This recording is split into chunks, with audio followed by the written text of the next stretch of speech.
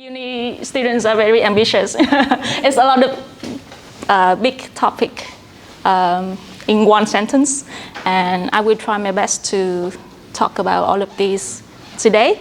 But fortunately, what we are doing with our restaurant is it includes a bit of all of these things: storytelling, mediatization, gastronomy design, and cultural perspectives. I hope that from my story, my experience, you can learn about these things today. Yeah. So first of all, let me tell you a bit about myself. So, like Leon has introduced, we come from a very academic background, and I was just telling Annie earlier that I wish that we could attend a course like this when we were younger, but no, we didn't study anything about restaurant or F&B at all. So I went to Ritsumeikan Asia Pacific University in Japan for 4 years for my degree in business administration, and then after that I received like the Endeavour Awards. I'm not sure if you're familiar, but it's from the Australian government to attend the Australian National University with a Master in Business degree. And then after that, I returned to my hometown in Da Nang, and I worked for the government for 2-3 years, and then make a leap of faith and became a chef. So it's quite radical. But I did attend a diploma in cooking, like executive chef degree, for a year, and after that I became a chef and restaurateur. So yeah, you don't need to, I guess, you don't need to have education or background in F&B, but what you need is a passion for it, and then you can do it. So yeah, this is me 12 years ago at the graduation ceremony in Japan, at my uni in Japan. And then 1 year after that, I went to the Australian National University. And this is me receiving the Endeavour Awards. It was a very prestigious, I think, awards, because that year only less than 20 students, both for master's and doctor's program, received the awards in Vietnam, and I was the youngest one that year. So yeah, coming here today reminds me so much of that time in Australia, especially with this weather. Somewhere in winter. Yes.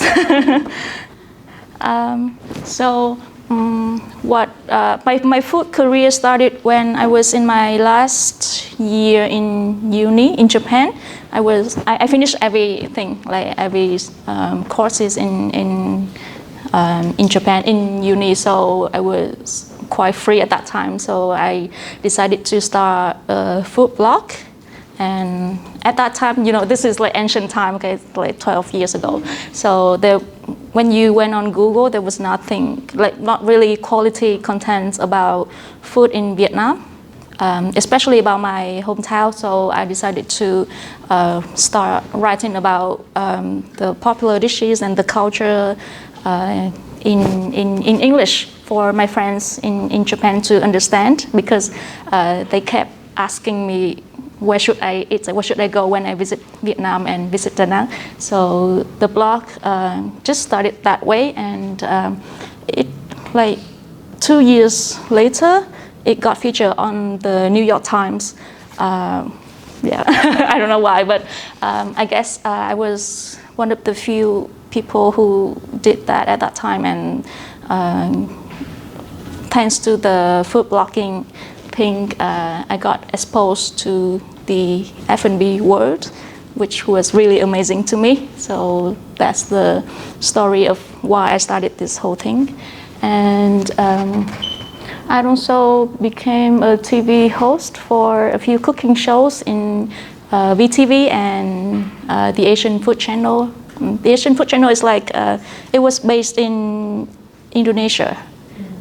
Now I think they changed the name to something, but it's still showing on TV. And I'm also a founder of Storybox, which is the media division of our company. So this Storybox takes care of all the contents and the visual of what we are doing. So after I came back home, I worked for the government for almost 3 years. Then we did a startup, and then at one point we said, okay, I've been working in the F&B world for quite a while at that time now, so I think it's time for me to officially work in this industry, you know. So after a few research and then brainstorm and stuff, at that time I realized that Vietnamese cuisine has so much potential, but it didn't appear on any ranking or like, you know, on the world's map. It didn't get there. So I thought that, okay, I would like, if no one wants to do it, then maybe I can do it. It was a bit crazy, but at that time, it was 2016 when I decided to do the restaurant. And then at first I thought that I would hire a chef, and then somehow we could do fine dining, like Vietnamese fine dining together. But I thought, okay, it's quite impossible to find a chef who can understand what I'm envisioning in my mind about the potential of Vietnamese cuisine. So I would just attend a course, like a 1-year course, to become a chef myself. So it would be easier to express what I think, like from my mind to the actual food. Yeah, so I became a chef, and then we opened our restaurant in Da Nang in 2017.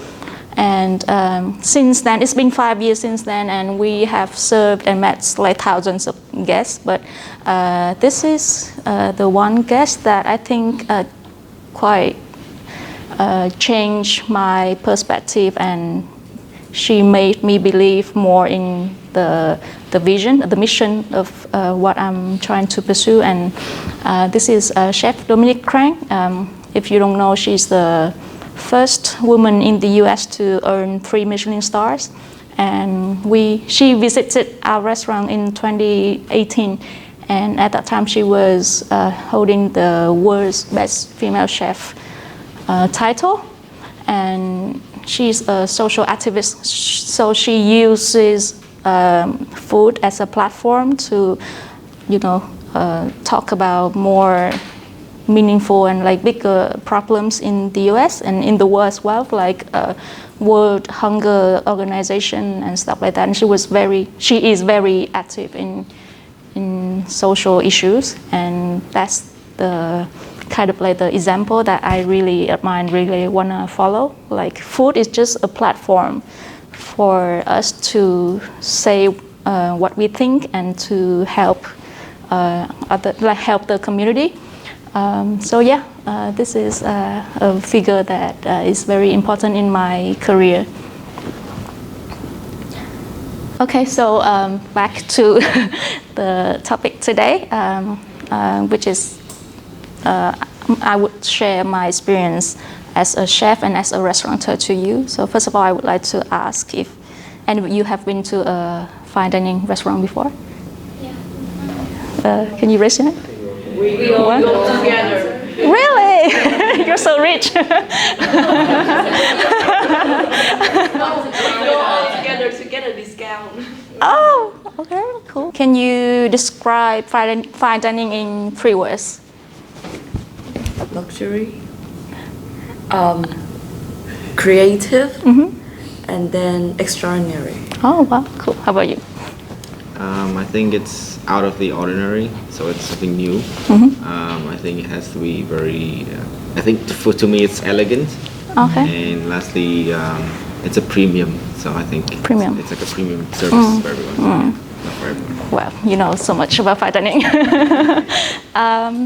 Yeah, so fine dining was not popular at all when we started in 2017, especially in Vietnam at that time. I think we were maybe the first one that did tasting menus only in Da Nang and also in Vietnam at that time. And it was a bit crazy when I told Leon that, hey, let's do a restaurant with only tasting menu, and then he freaked out and said, what is tasting menu? And then who would pay that much to eat that many courses, you know, and stuff like that. But yeah, we were young and then ignorant, so we just did it anyway. And because Da Nang is a very it's just a tourist city, so most of our guests were foreigners, so they understood the concept really quickly, and we didn't really have to educate the customers at that time.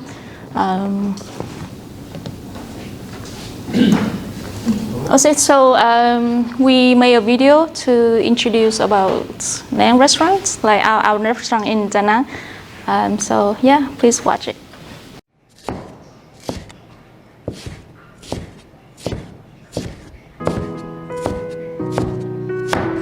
Nén bắt đầu bằng những cái câu chuyện của ẩm thực Việt Nam. Tại sao lại là những câu chuyện? Đơn giản chỉ là vì tụi mình mê những câu chuyện hay. Nếu có ai đó nói với bạn là để mình kể cho bạn nghe một câu chuyện, thì bạn biết là bạn muốn nghe câu chuyện đó. Và nếu chúng ta nghĩ sâu hơn một chút, thì chúng ta sẽ là ai nếu không có những câu chuyện của riêng mình.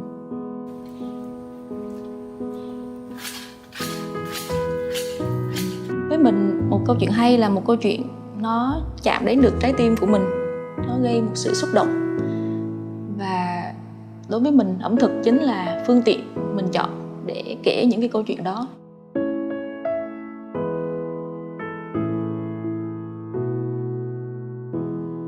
Ở Nén thì mình và team của mình có một cái khao khát rất là mãnh liệt, đó là muốn giới thiệu ẩm thực Việt Nam, những nguyên liệu Việt Nam, những hương vị Việt Nam đến với bạn bè thế giới, cũng như là đến với những người Việt Nam khác. Đó cũng là lý do vì sao mà mình đặt tên cho nhà hàng là Nén. Nó là một loại gia vị rất là miền Trung thôi, và những người bạn của mình ở Hà Nội hay Sài Gòn cũng chưa từng nghe đến loại gia vị này. Story menu là một concept do tụi mình phát triển. Nó sử dụng những yếu tố kể chuyện, hay còn gọi là storytelling, lồng vào trong một tasting menu. Tụi mình sử dụng story menu để kể những câu chuyện về ẩm thực Việt Nam, về những giá trị văn hóa, lịch sử của vùng đất này.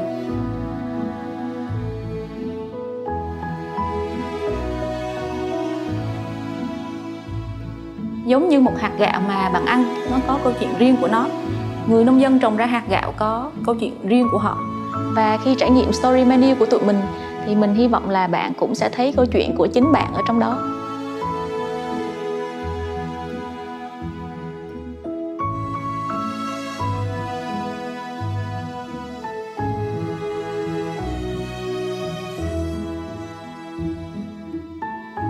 Xin chào, mình là Summer, founder và là người thiết kế trải nghiệm ẩm thực của Nén Restaurant.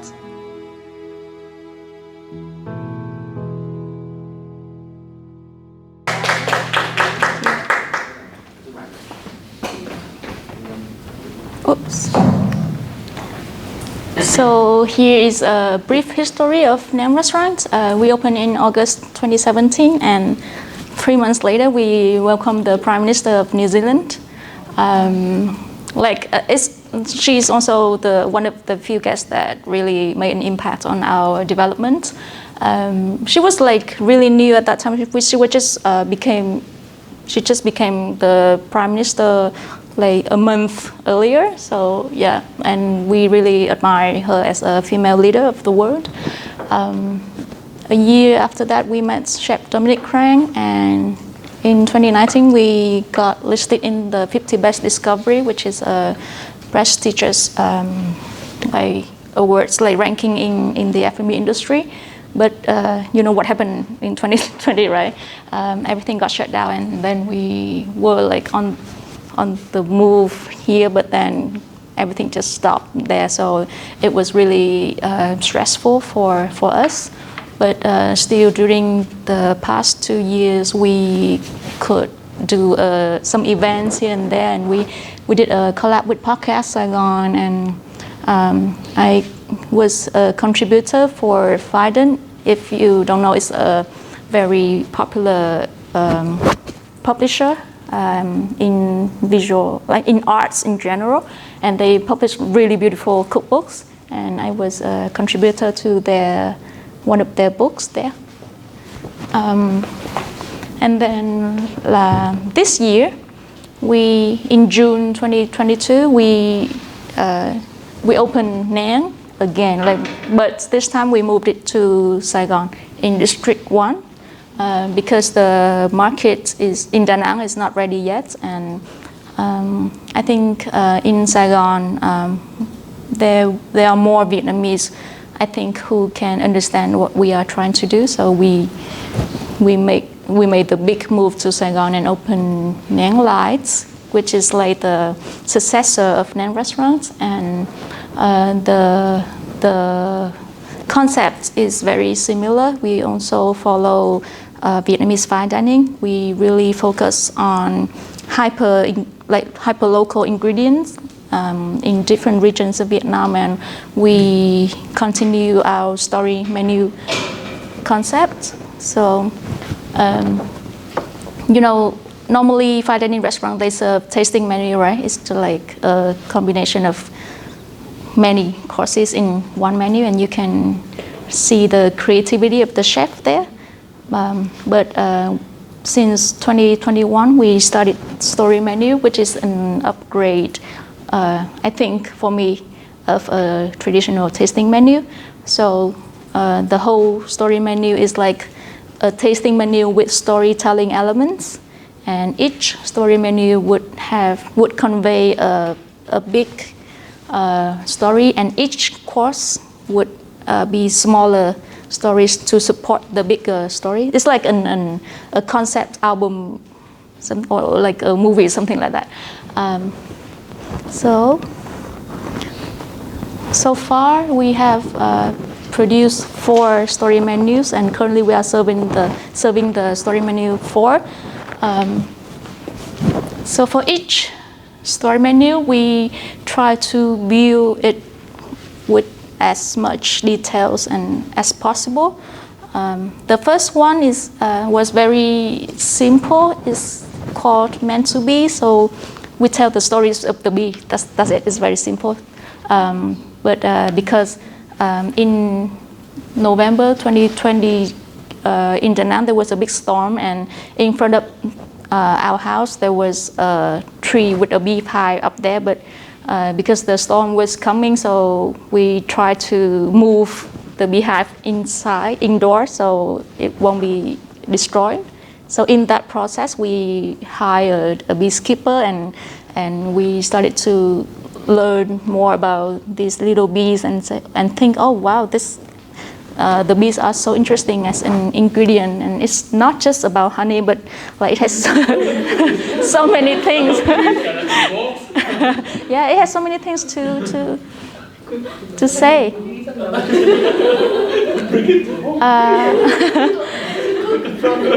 So, this is like a very popular dish in our restaurant. It's fish but cooked in beeswax.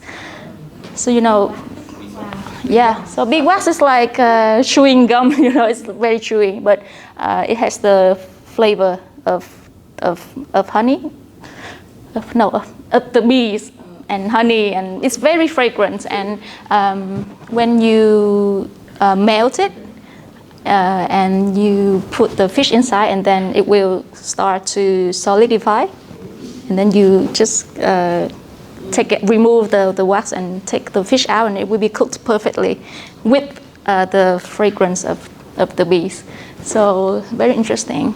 And like this dish is made from bee larva, the bee larva thing. You squeeze it, you use the inside, and I made it it's very strong, right? It's like the taste and the smell is like really strong. And usually, sometimes we eat it like stir fry bee larva, but for me, I don't like it, it's too strong. So I extract the inside of the bee larva and then make it into a mousse. So it's lighter and it's easier to eat, but it's very interesting. What else? This is honey butter. Yeah, that one is honey butter, and We also have bee pollen. Bee pollen, the flower. Bee phấn hoa.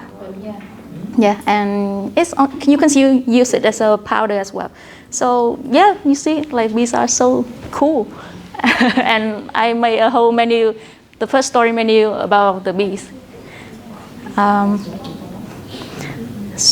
For the second menu is called the Aria. Aria is my older daughter.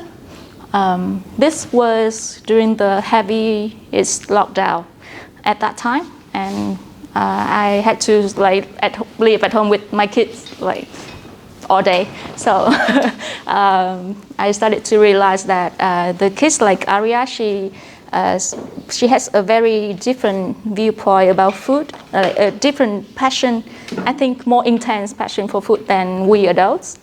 There are things that she notices, like how cool it is to chew the fish roll, and it pop, something like that. And she noticed the smallest details about food, and which we tend to forget as we grow older. So I made a menu about that and how Aria interacts in a 3-generation family. Her relationship with her dad and grandparents and so on. So this family is about, this is Aria, and this is Mia. They are so big now. And please don't.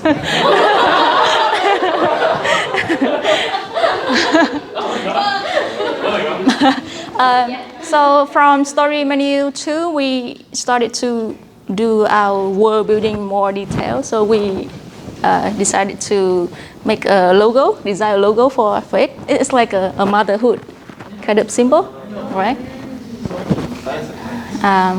We also started to have poster, but we were so free at that time. This is the poster for the menu, and then because it tells stories, so sometimes it's difficult to communicate the story to the guests. So we invented this thing. You can call it chef's notes or sketch notes. So I draw these things and my thought process of creating the dish, like on a small card like this, and put it on the table so the guests can understand what's going on here. Yeah. And then we also started to focus more on the plating. So this is a dish that Aria shared with her dad.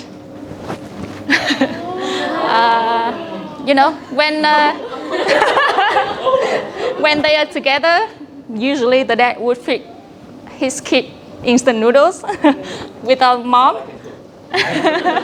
And they really love this one from Nishin.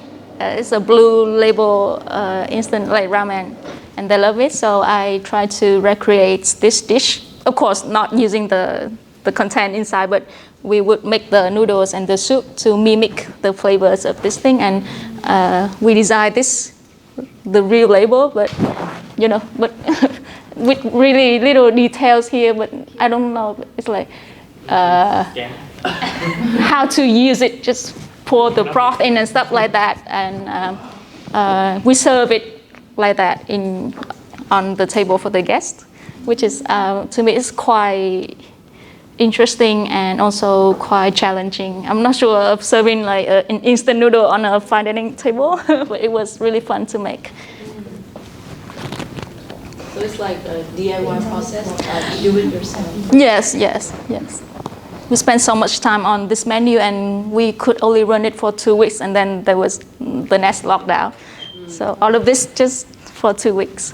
So I'm excited to share with you today, so our efforts didn't get wasted. And then this is another dish. It's called black hole, and I try to make it like the universe, and there's a black hole in there. And the story is that Aria would say, "Mommy, I love you like a black hole." So I try to tell that story through this dessert. This is Himalayan rock And it looks like really outer space, but it adds a saltiness to the dish. So it together with the ice cream is really nice. And we also focus on visual, like videos and photos and stuff. Yeah, so that was story menu 2. Well, I will go into detail so you can understand about this concept. It's very new. I don't think anyone's doing story menu like us. So I want you to have a sense of what story menu is. This is Light. It is the debut menu when we opened Nang Light in Saigon. Because the name of the restaurant is Nang Light, so I took the chance to explain why we choose the word light to the guests. So story menu 3 is about light. It's a very abstract concept, and somehow I try to deliver the meaning of the word through 9 courses. Like feather is a dish about the light texture, and because light also means something like a feather, not the lights, you know. City of Lights is dedicated to Saigon, the City of Lights. So it's like a fusion laksa soup. So you can feel the vibrance and fusion characteristics of Saigon as a city. A designer who is a friend, a very good friend of us, and he designed this poster. So his process was that he asked our team each to think of a color on our mind, and then he tried to mix all the colors into this thing to show the teamwork and the harmony of us as individuals and as a team. So that was the concept. And finally, story menu 4, which we just launched 2 weeks ago, very new. It's called Vin University. So this is a menu about our home as in Da Nang and as in Vietnam, and we want to say that our origins are very important, even though sometimes we don't like it. It's like old and it's not cool, but it's very important for us to know about where we are from, and in order to move forward into the future. So this menu is dedicated to our home in Vietnam, and here's a layout of the menu.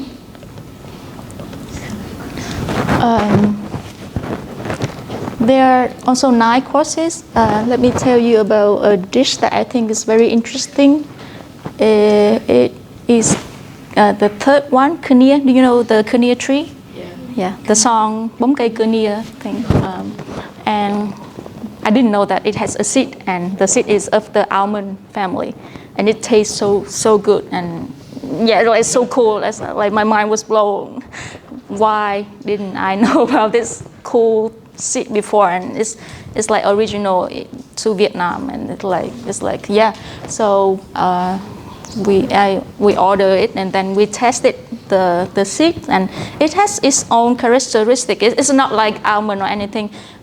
For example, when you puree it and put it at room temperature, it will start to solidify really quickly.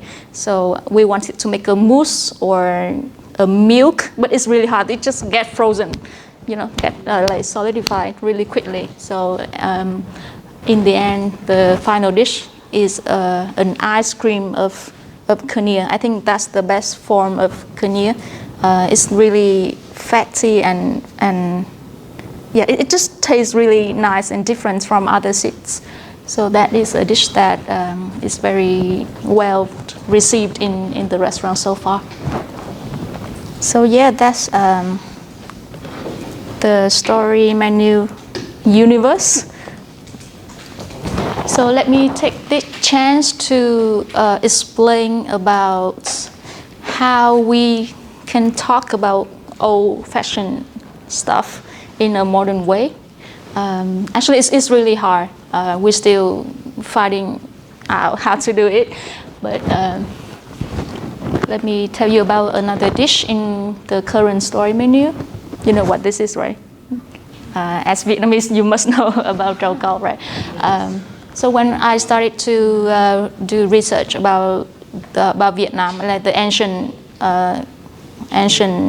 thing about Vietnam, somehow I was drawn to rau câu because it's so important. We use it like in weddings and stuff, but we don't eat that thing. It's like it's a waste. You buy a lot of rau câu for a wedding, and then the next day, what do you do with that? No one knows.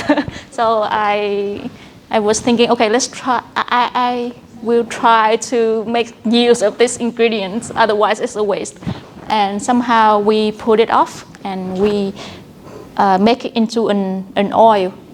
So you infuse rau câu and make it into an oil, and it has a smoky taste, just like bacon. Can you believe that? It's like, yeah, the first time I tried it in our test kitchen, I was like, what? This is like bacon. Yeah. So we don't need to eat meat anymore.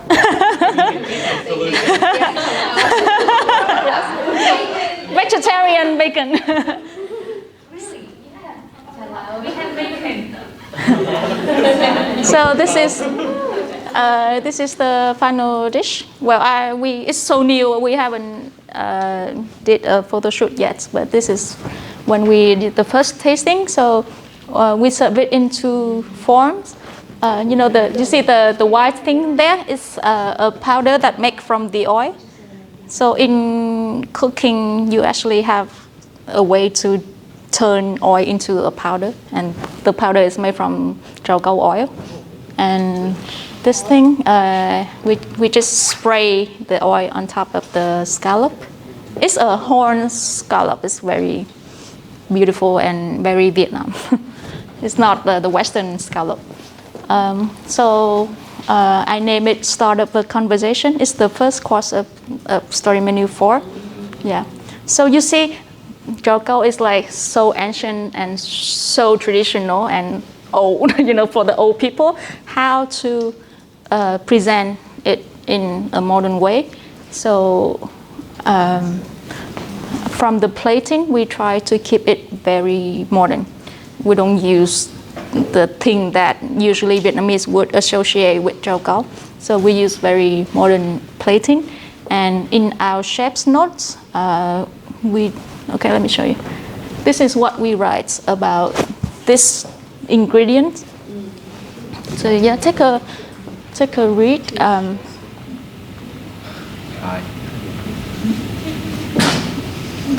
So for the first half, we just introduced about the tradition of rau câu in our culture, and the second half, I just talk about how to turn it into a dish, and that's all. So we try to keep the narrative very neutral. So I don't say that, oh, rau câu is this cool thing, you have to respect it or anything like that. It just present it as a matter of fact. Here is a culture existing in Vietnam, and here is what I do with that. So that's it. I don't put any emotions or any call for action in the narrative. So I think that's one way of us trying to talk about a very traditional thing in a modern way, presentable way for the younger audience. And how to do all of that through social media, which is like the main topic. I think social media and media in general is like so important to branding and to connect with our audience. Yeah, I don't need to tell you about that. You are from social media world. You know more about social media more than I do. But for a restaurant, it's like so important to invest in your social media and let it present your product and who you are. So we we're still trying out actually how the best way to do that, because it's so hard to promote yourself to others. So through trials and errors, I think there are 3 elements that always we ask ourselves whenever we post a content on social media. So the first thing is intention. What do you intend to say through this photo, through this video? Don't just post it like that. Like if it's about a dish, then are you trying to talk about the plating or how good it looks or the technique of it? So yeah, think about intention before you produce the content. The second thing I think is very important is authenticity. It's like, because you are selling your product and it's a piece of who you are as well. So don't try to copy what other people are doing, because they are talking about themselves, not you. And if you promote their style, which means that you promote their product as well. So I think try to keep it very original. What do you like? Do you think it's a good photo, or do you think it's a good writing, a piece of writing, or does it represent your branding and your vision and stuff like that? So I think if you keep in mind about that, your social media will be very on point. And I think the last element, which is like so important, it is consistency. So you can post 10 posts about your branding, but if 2 of that is quite off, you know, if I'm trying to sell a premium image and I post a photo of a selfie from my phone, then it will harm the whole image of your company. So be consistent, and also it's also consistent in frequency. You should post like really regularly. Don't just wait a month and then post something and then no one would see it. And you see it's very odd, right? Odd looking, so it should be like this. Don't post something that's not usual for your content. Okay, let's take a look at our Instagram. I just give you a follow. Thanks.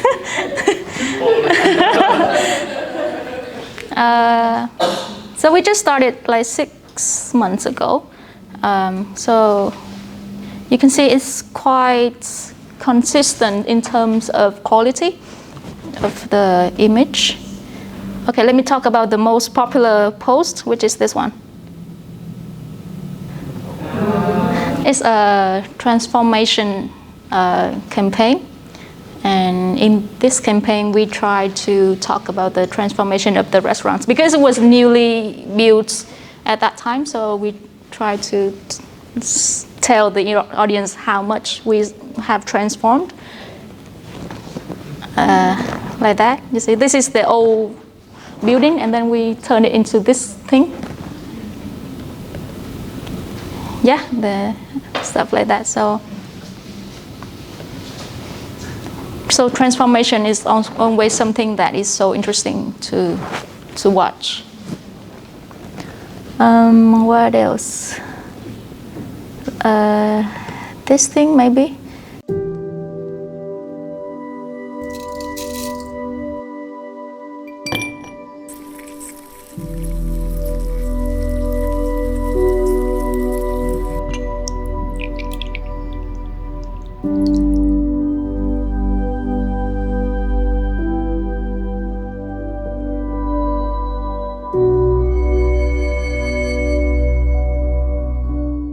So this video is to demonstrate what I talk about intention, because this tea is made from, you put the tea in ice and then you wait it out until the ice melts completely, and then that water, that much water is the tea itself. and it's like a method from Japan.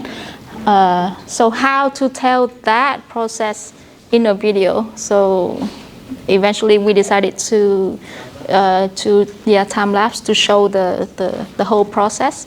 So that's why you have to have an intention when you do a video, like a media product. Yeah, so that's our social media, and we have a very cool video which we launched before the restaurant was open. And at that time you have nothing, right? Before you open a restaurant, you have nothing to say. You have no dish, no atmosphere or anything. So what we did was to film an MV. So in our team we have a rapper, and he wrote a song that represents our philosophy. The name of the song is called Nhìn. So our cuisine I call our cuisine conscious cuisine, or in Vietnamese is ẩm thực nhìn. So through this video we try to show our philosophy, what we want to do, and all of that in a very modern and catchy form of media.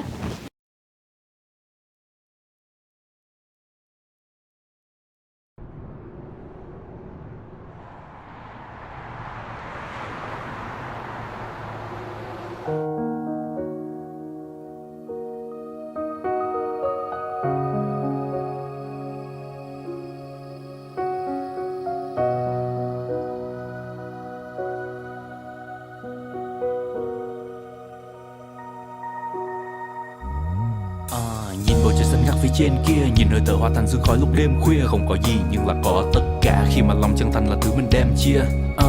Nhìn thấy con ve sầu thoát xác phát giác có khi mình giống nó, sóng gió để phá nát cái kén, bước tới ánh sáng chống đối lại với bóng tối trong ta. Nhìn xem xung quanh là núi đá mọc lên như thanh gương, có những khung cảnh rực rỡ vì thiếu đi sự tinh tương và sắp đặt. Núi đá trùng trùng như những hàng giáp sắt bao quanh một thung lũng để chứng kiến cuộc trùng phùng của rừng cây và sông suối. Bạt ngàn những cánh đồng không đâu và không cuối, im lặng và trầm hùng từ thuở ngàn xưa. Ta ở đây cùng nhau nhìn buổi ban trưa và ta chợt nhận ra là sương sớm đã tan chưa, liệu ta cần thêm bao nhiêu thời gian nữa để ta dám ngắm nhìn biển rộng và sông sâu, để ta thôi sợ hãi những điều mình mong cầu. Nên là sống đi, đời có mấy khi, để đến lúc chúng ta không còn ở đây thì điều duy nhất ở lại là những thứ thời gian không thể lấy đi em ơi.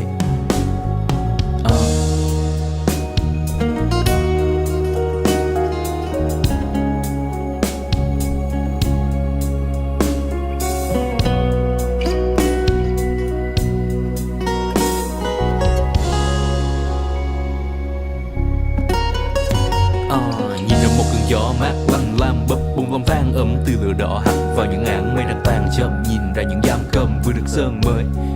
Sẽ làm ta mạnh mẽ hơn, gieo hạt mầm xanh cho ngày mai cái sẽ lớn, bao phủ lấy khô cằn trong tim ta. Có những vòng lặp đôi lúc lại hiện ra từ sâu trong tiềm thức, nhưng nhìn vào trong để hiểu được sức mạnh của niệm lực.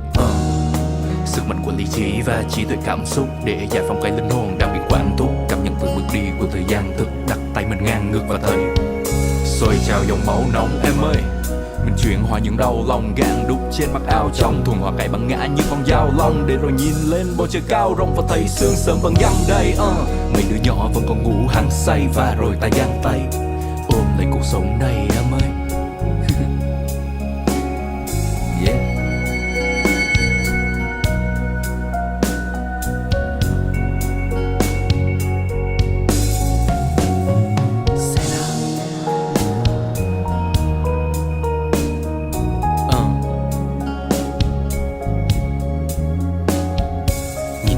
Gió mát lành làm bập bùng lòng than ấm từ lửa đỏ hắt vào những áng mây đang tan chậm, nhìn ra những giam cầm vừa được sơn mới sẽ làm ta mạnh mẽ hơn.